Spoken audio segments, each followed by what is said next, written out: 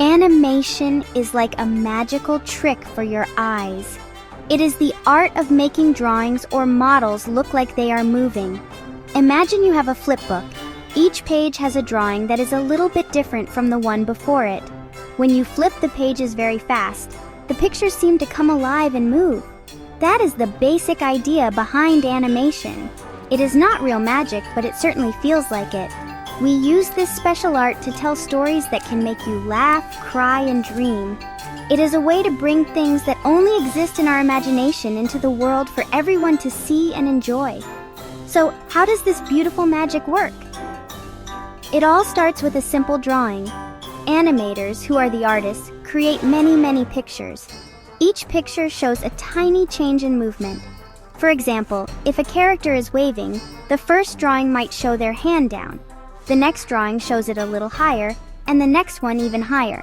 When these drawings are shown one after another very quickly, your brain connects them. It creates the illusion of smooth movement. This process takes a lot of time and care, with thousands of drawings needed for just a few minutes of a movie. Why is animation so special for telling stories? It lets us go to places that we cannot visit in real life. We can fly on a magic carpet, talk to animals in the jungle, or live in a castle under the sea. There are no limits to what we can create. This freedom allows us to tell stories that are bigger and more fantastic than anything else. Animation can show feelings in a very powerful way too. A character's big, sad eyes can tell you more than words ever could. It is a universal language of emotion and wonder that people of all ages can understand and connect with. At Disney, we have always believed in the power of animation to touch hearts. From our very first cartoons, our goal has been to use this art form to create happiness and inspiration. We think that making pictures move is just the start. The real magic happens when those moving pictures tell a story that stays with you long after the movie is over. It is about creating characters that feel like friends and worlds that feel like home. This special connection between the art and the audience is what makes animation, especially Disney animation, a timeless treasure for families everywhere. Our story began a long time ago with a big dream. My brother Roy and I started a small studio in Hollywood. In the early days, we made short cartoons called the Alice Comedies. These cartoons mixed a real girl with a cartoon world, which was very new at the time. We worked very hard, drawing day and night because we truly loved making cartoons. It was a time of great excitement and lots of learning. We did not have much money, but we had a lot of ideas. We wanted to make cartoons that were funnier and had more heart than anything anyone had ever seen before. Then, a little bit of bad luck turned into our biggest blessing. We lost the rights to one of our early characters, a rabbit named Oswald. I was very sad, but on the train ride home, I had a new idea. I thought of a character who would be cheerful and optimistic, a little mouse with big round ears. I decided to name him Mickey. My friend and fellow animator Ub Iwerks helped me bring him to life on paper. Mickey Mouse was born from that moment of hope. He was not just a drawing, he was a symbol of our dream to never give up.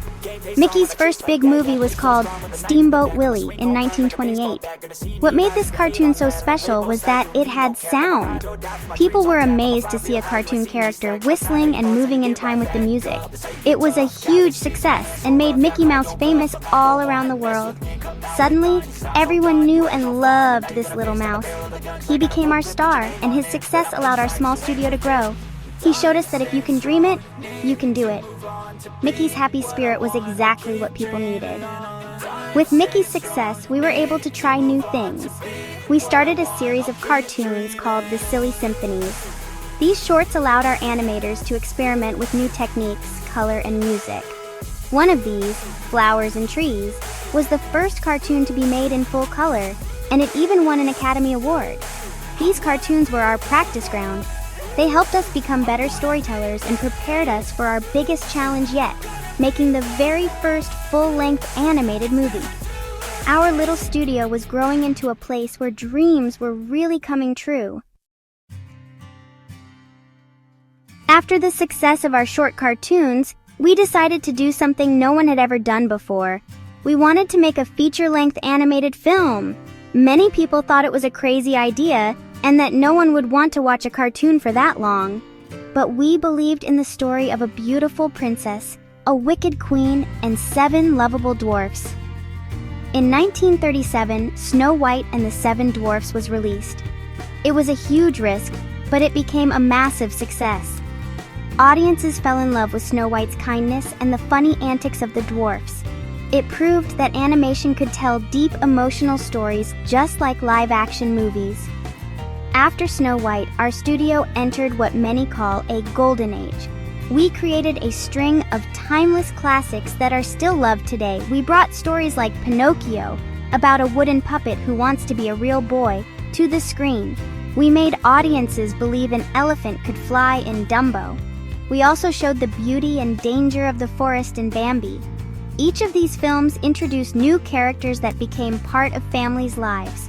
From Jiminy Cricket to Thumper, these characters taught us lessons about bravery, friendship, and love. They became more than just drawings. They became cherished friends. As the years went on, we continued to explore new stories and new worlds. We took audiences on a magical adventure with Cinderella and to the fantasy world of Neverland with Peter Pan. We told a charming story about dogs in Lady and the Tramp. Later, in what some call the Disney Renaissance, we created a new generation of beloved films. The Little Mermaid took us under the sea, and Beauty and the Beast taught us that true beauty is found within.